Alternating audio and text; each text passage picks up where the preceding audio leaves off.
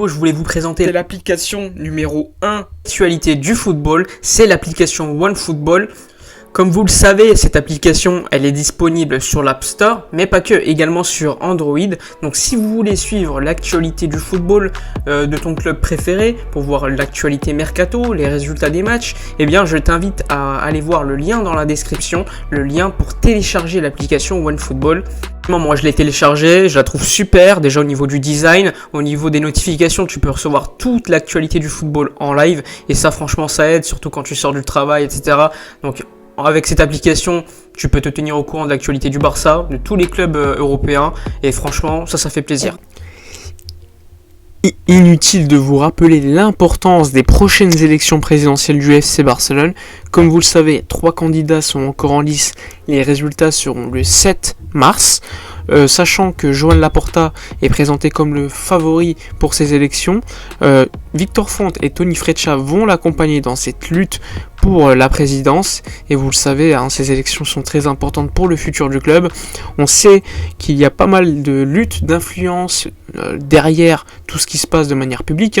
On sait que Toni Freixa est soutenu notamment par l'arrière-garde Sandro Rosell ou encore Josep Maria Bartomeu. Et l'objectif de Toni Freixa, c'est qu'il paraisse quelqu'un de très intelligent, qu'il paraisse plutôt neutre dans toutes les histoires du FC Barcelone, qu'il montre une certaine objectivité, qu'il aime le FC Barcelone et qu'il le connaît bien. Ça, c'est l'image qu'il veut donner.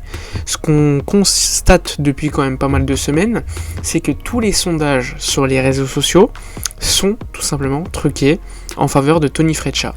Alors pourquoi fait-il cela ? Tout simplement pour légitimer sa présence comme candidat, étant donné que évidemment les socios regardent ces résultats de sondage et ils se disent finalement il y a pas mal de gens qui s'intéressent à Toni Freixa, qui sait, donc je vais m'intéresser à son programme, et du coup peu à peu il y a des gens qui vont adhérer à son programme. Ça c'est juste une tactique de propagande, tout simplement pour influencer les gens à voter pour soi.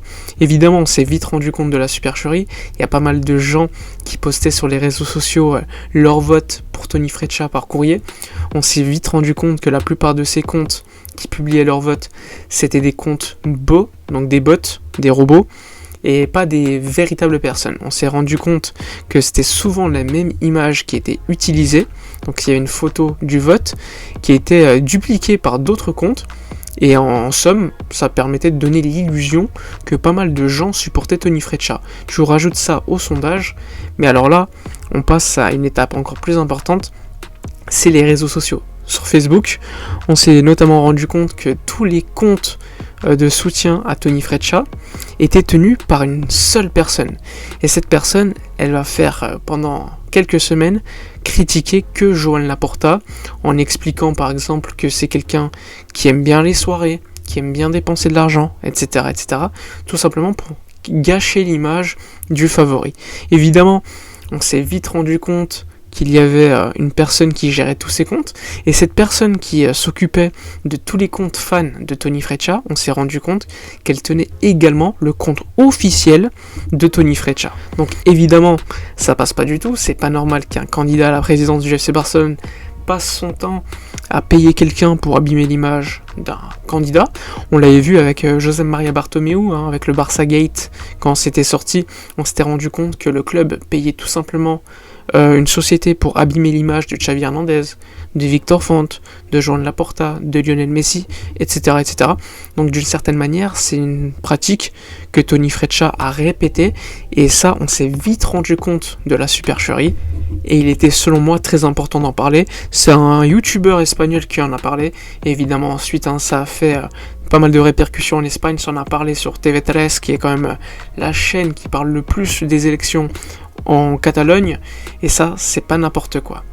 Ce qu'il faut également savoir sur Toni Freixa, c'est qu'il détenait une société de marketing. Il avait fait pas mal de publicité en 2017-2018. Évidemment, l'objectif pour lui, c'était clairement de se faire connaître encore plus et de faire de la publicité de cette société. Mais évidemment, c'est pas le seul, on va revenir un peu plus tard sur la vidéo. Problème, c'est qu'on s'est rendu compte que cette société, celle de Toni Freixa, sur le marketing du football, etc., elle faisait l'objet de pas mal de plaintes. Il est poursuivi en justice pour tromperie, pour espionnage et autre chose que évidemment je ne connais pas, mais il y a pas mal de tweetos en Espagne, pas mal de personnes qui ont été trompées et qui se sont plaints devant la justice espagnole. Et pour l'instant, puisque c'est les élections du FC Barcelone qui vont arriver, Toni Freixa a réussi à suspendre le délai, et pour l'instant la procédure pénale et civile est en attente pour l'affaire concernant Toni Freixa. Mais c'est pour vous démontrer que cette personne, elle est très dangereuse. Alors oui, il a les soutiens de Sandro Rosell, José Maria Bartomeu, mais vous le savez, ces personnes, c'est également des gens qui sont très liés avec la justice, tout simplement parce qu'il y a eu pas mal d'affaires les concernant, et Toni Freixa, c'est un peu pareil. Ce qui me fait peur personnellement avec le vote par courrier, c'est que celui qui s'occupe au niveau du club de gérer l'intermédiaire avec la Poste, puisque c'est la Poste qui va recueillir tous les votes par courrier, c'est tout simplement quelqu'un qui est très lié à Toni Freixa, comme vous pouvez le voir avec l'organigramme, il a travaillé avec Freixa, avec Rosell, etc. Mais c'est également quelqu'un de très lié avec Victor Font. Victor Font, vous le savez, c'est un autre candidat aux élections présidentielles, et qui avait testé d'intégrer tout simplement le vote par internet, le vote électronique, ce qui est selon moi une bonne chose, c'était une idée déjà de Joan Laporta il y a quelques années, et dans cette histoire-là, il avait essayé de recruter Pere Jansa, que vous voyez dans l'organigramme avec Toni Freixa, et ils avaient même signé un accord ensemble.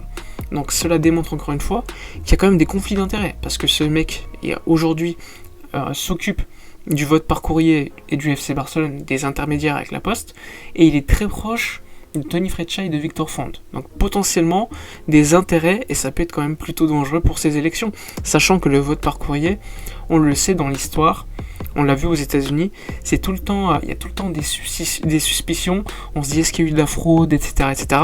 Et en plus de cela, ce qu'il faut savoir pour les élections présidentielles du Barça, c'est que les autorités barcelonaises, la Gestora avec Carles Tusquets, ils ont tout simplement refusé qu'il y ait un décompte des votes par courrier séparé du vote en présentiel, tout simplement parce qu'ils considèrent que c'est mieux de les mettre ensemble pour éviter en gros qu'il y ait des soupçons de fraude. Parce que si tu vois que le vote par courrier, il y a eu 20 000 personnes qui ont voté pour Toni Freixa et qu'en présentiel, il n'y en a eu que 15, eh bien, si tu as les deux chiffres séparés, tu vas te dire, c'est possible qu'il y ait une fraude au niveau du vote par courrier, alors que là, si tu mets tous ensemble, eh bien, potentiellement, tu ne seras pas au courant des votes des gens par courrier et en présentiel.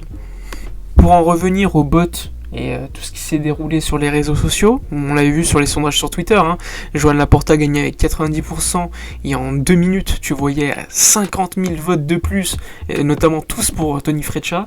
Eh bien, tout simplement, encore une fois, c'est une tentative de manipulation. Mais après, évidemment, tout le monde s'en est rendu compte, notamment les programmes de télévision. Ce qu'il faut également savoir, c'est que Toni Freixa, il fait quand même parler de lui en mal, encore une fois, pour ses pancartes, ses publicités effectuées dans la ville de Barcelone. Encore une fois, il critique notamment Joan Laporta, ou encore il parle de Florentino Pérez, de la Liga, etc.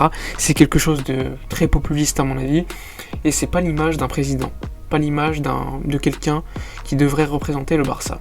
On a également vu par exemple, au niveau des présentations de ces programmes économiques sur YouTube, t'as 165 personnes qui l'ont vu, alors que la vidéo est sortie il y a une journée, et en comparatif, pour Joan Laporta, tu as 2500 personnes qui l'ont vu, t'avais 1800 personnes en live, là c'était un screen qui datait de même pas une heure après le live, donc c'est encore une fois une preuve qu'au niveau du suivi des supporters, Joan Laporta est clairement le grand favori.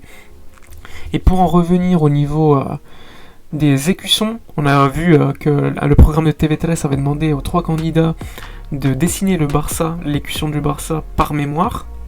Et évidemment, ça donnait quand même des situations, des dessins plutôt rigolos. On avait vu Toni Freixa, le dessin n'est pas trop dégueulasse, ça va encore, on dirait c'est un gosse qui l'a dessiné. Par contre, Victor Font, il a fait quand même un dessin assez bizarre, on dirait un chat, je sais pas, c'est étonnant. Et Joan Laporta, par contre, le logo est plutôt bon, franchement j'ai été surpris, le faire de tête c'est pas non plus super facile. Concernant Victor Font, on va parler de lui évidemment, tout à l'heure je vous parlais de Toni Freixa qui utilisait l'image de candidat pour se faire connaître, pour ensuite faire connaître sa société de marketing de football. Et bien d'une certaine manière, Victor Font c'est un peu pareil.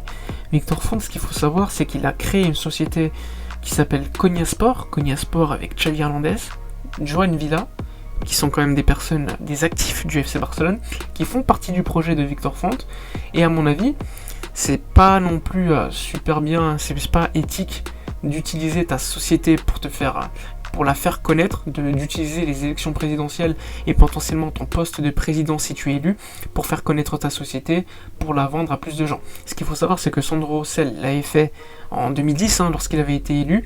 Il en avait profité pour se faire connaître, pour faire connaître sa société, pour tout simplement vendre des produits de sa société, des services de sa société au club, et évidemment la facture était vite montée et on s'en était rendu compte.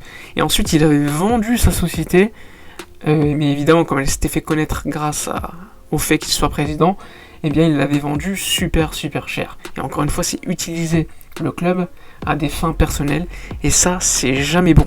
De toute façon, il faut le dire, pour être président du FC Barcelone, il faut quand même être un petit peu mafieux dans l'âme. Mais bon, il faut avoir quand même le talent. Être un leader, c'est pas donné à tout le monde. Quand je vois Victor Font parler, bon, c'est pas toujours bon. Au niveau de la communication, il a fait énormément d'erreurs pendant sa campagne.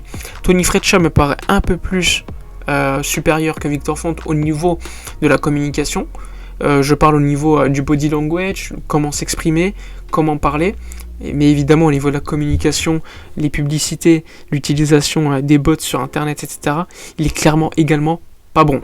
Après, pour moi, celui qui a été le plus respectueux pendant cette campagne, c'est Joan Laporta, qui part évidemment avec l'avantage du fait qu'il ait déjà été président, qu'il est très connu, puisqu'il a eu énormément de succès avec le FC Barcelone, même si son mandat n'a pas été parfait du début à la fin, il y a eu quelques embûches au milieu, mais globalement, son mandat a été plus que réussi.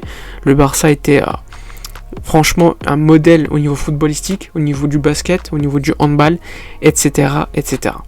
Enfin bref, j'espère que cette vidéo vous a plu. C'était important pour moi de revenir sur les élections présidentielles. Les résultats seront le 7 mars au soir.